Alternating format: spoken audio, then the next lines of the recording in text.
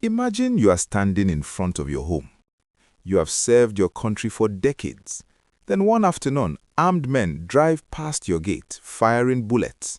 Your cars are destroyed, your windows are shattered, spent cartridges litter the ground, and 4 days later, not a single person has been arrested. That is not a movie scene.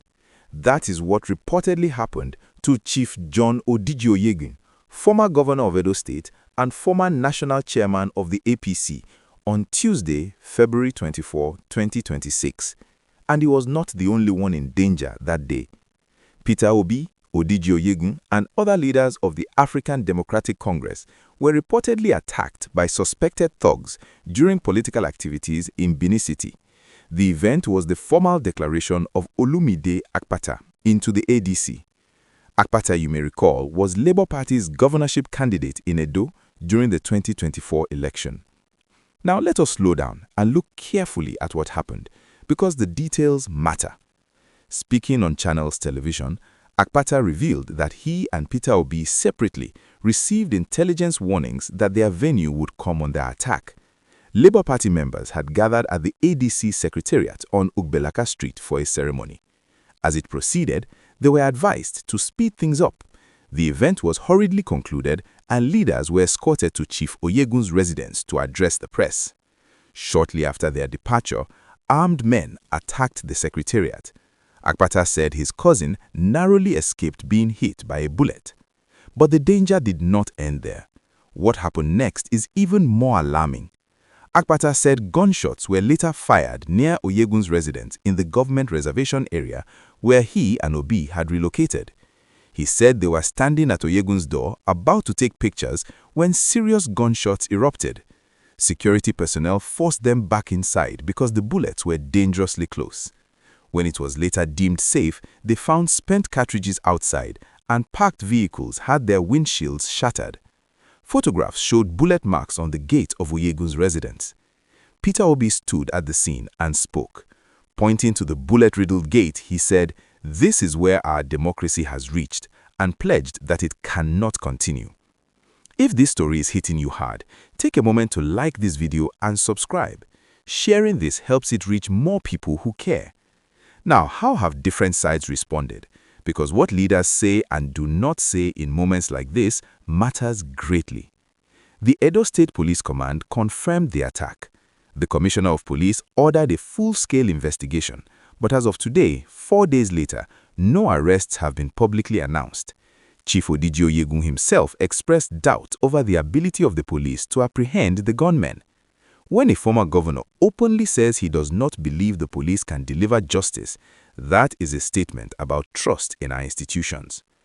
Governor Monday Okwepolo denied any involvement, describing the development as an internal ADC crisis taken too far. He condemned the incident and expressed sympathy with affected members. He said the importation of thugs under the guise of political party politics remains totally condemned. The ADC sees things very differently. The party strongly condemned what it called a gun attack and assassination attempt, declaring that the ruling party is proving to be a terrorist organization.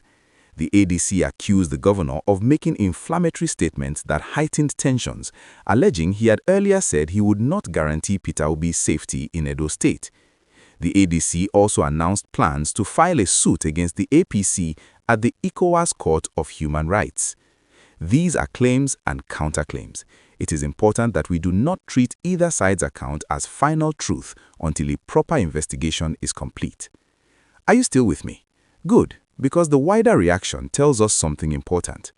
The Inter-Party Advisory Council described the attack as one of the gravest manifestations of political intolerance in recent times. IPAC called on President Tinubu and Governor Okwepolo to ensure those responsible are prosecuted. Ohaneze Ndibo worldwide also condemned the attack and called for a thorough, transparent investigation.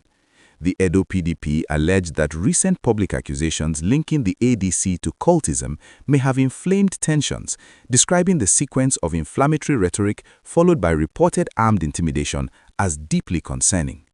Meanwhile, Edo's Information Commissioner said Peter Obi should have notified the state before visiting. A federal lawmaker representing an Edo constituency said it was malicious to allege the governor sponsored the attack, adding that no ambition is worth the life of any Nigerian. Akpata confirmed that no one died, though some people were injured. We are grateful no lives were lost, but that cannot be where the story ends. If you have watched this far, it means you care about Nigeria. Please subscribe if you have not already. Here is what I want us to think about together. We are heading toward the 2027 general elections. If political figures cannot hold lawful events without bullets flying, if elder statesmen's homes can be attacked without consequence, if 4 days can pass without a single arrest, then we must ask ourselves a hard question. What kind of democracy are we practicing? It does not matter which party you support. Violence against any political actor is an attack on all of us. Every Nigerian deserves the right to gather peacefully and participate in their country's future without fear. Talk about this story with your family and neighbors, not with anger, but with concern. Because if we stay silent when things like this happen, silence becomes permission. And when silence becomes permission, nobody is safe.